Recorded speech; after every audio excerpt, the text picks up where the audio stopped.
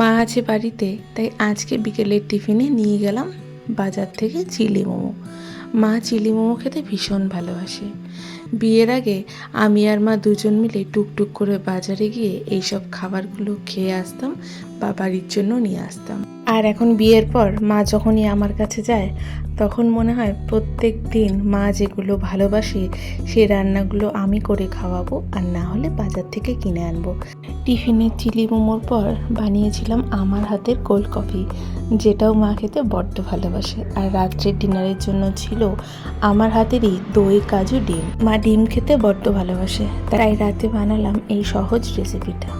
পেঁয়াজ আদা রসুন লঙ্কা বাটাটাকে ভালো মতন ভেজে দিয়ে দিলাম কাজু চারমগজ, আর তার সাথে ফ্যাটানো টক দই।